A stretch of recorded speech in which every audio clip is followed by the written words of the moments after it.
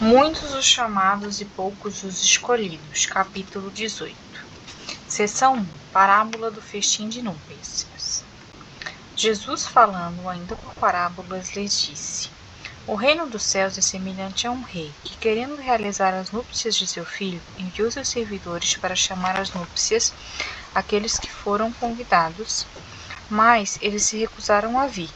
Ele enviou ainda outros servidores com ordem de dizer de sua parte aos convidados: Eu preparei meu jantar, fiz matar meus bois e tudo o que havia feito cevar. Tudo está preparado, vinde às núpcias. Mas eles não se preocuparam e se foram, um à sua casa de campo e outro ao seu negócio. Os outros se apoderaram de seus servidores e o mataram após lhes ter feito vários ultrajes. O rei, tendo sabido disso, se encheu de cólera e, tendo enviado seus exércitos, exterminou esses homicidas e queimou a sua cidade. Então ele disse aos seus servidores: O festim de núpcias está todo preparado, mas aqueles que haviam sido chamados dele não foram dignos. Ide, pois, nas encruzilhadas e chamai para as núpcias todos aqueles que encontrardes. Seus servidores, indo então pelas ruas, reuniram todo aquele que encontraram, bons e maus, e a sala de núpcias ficou cheia de pessoas que se sentaram à mesa. O rei entrou em seguida para ver aqueles que estavam à mesa, e tendo notado um homem que não estava com roupa nupcial, lhe disse: Meu amigo, como entrais aqui sem ter roupa nupcial? E esse homem permaneceu mudo. Então o rei disse aos seus servos: Atai-lhe as mãos e os pés e lançai-o nas trevas exteriores. Aí haverá pranto e ranger de dentes, porque há muitos chamados e poucos escolhidos. O incrédulo sorri a esta parábola, que lhe parece de uma puerilidade ingênua, porque não compreende que se possa criar tanta dificuldade para assistir a uma festa, e ainda menos que os convidados entendessem a resistência até o massacre dos enviados ao senhor da casa.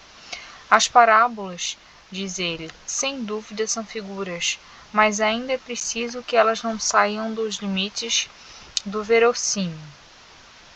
Pode-se dizer o mesmo de todas as alegorias. As fábulas mais engenhosas, se não são despojadas de seu envoltório para procurar-lhe o sentido oculto. Jesus auriu as suas nos usos mais vulgares da vida e se adaptou aos costumes e ao caráter do povo ao que faltava. A maioria tem por fim fazer penetrar nas massas a ideia da vida espiritual. O seu sentido não parece frequentemente inteligível, senão porque não se parte nesse ponto de vista. Nesta parábola, Jesus compara o reino dos céus, onde tudo é alegria e felicidade, a uma festa. Para os primeiros convidados, fez alusão aos hebreus, que Deus chamou primeiro ao conhecimento da lei. Os enviados do Senhor são os profetas que vieram exortá-los a seguir o caminho da felicidade, mas suas palavras foram pouco escutadas, suas advertências foram menosprezadas. Vários foram mesmo massacrados,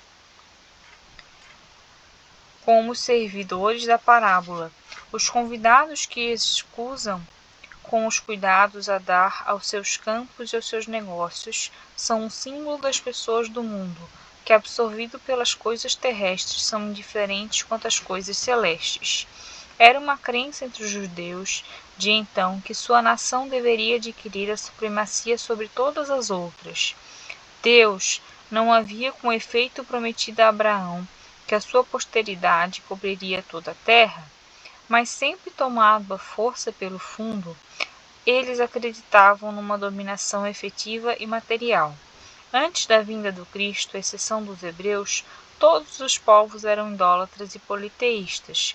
Se alguns homens superiores ao vulgo conceberam a ideia da unidade divina, essa ideia ficou no estado de sistema pessoal, mas em nenhuma parte foi aceita como verdade fundamental, a não ser por alguns iniciados que escondiam os seus conhecimentos sob um véu misterioso e impenetrável às massas. Os hebreus foram os primeiros que praticaram publicamente o monoteísmo. Foi a eles que Deus transmitiu a sua lei, primeiro por Moisés, depois por Jesus. Foi desse pequeno foco que partiu a luz que deveria se derramar sobre o mundo inteiro, triunfar do paganismo e dar a Abraão uma posteridade espiritual, tão numerosa quanto as estrelas do firmamento. Mas os judeus, repelindo a idolatria, haviam negligenciado a lei moral para se apegarem à prática mais fácil das formas exteriores. O mal chegara ao auge. A nação dominada estava fragmentada pelas facções, dividida pelas seitas. A incredulidade mesmo havia penetrado até no santuário. Foi então que apareceu Jesus, enviado para lembrá-los quanto à observância da lei e abrir-lhes os horizontes novos da vida futura. Convidados dos primeiros para um grande banquete da fé universal, repeliram a palavra do celeste Messias e o fizeram parecer. Foi assim que perderam o fruto que teriam recolhido da sua iniciativa. Seria injusto, todavia, acusar o povo inteiro desse estado de coisas.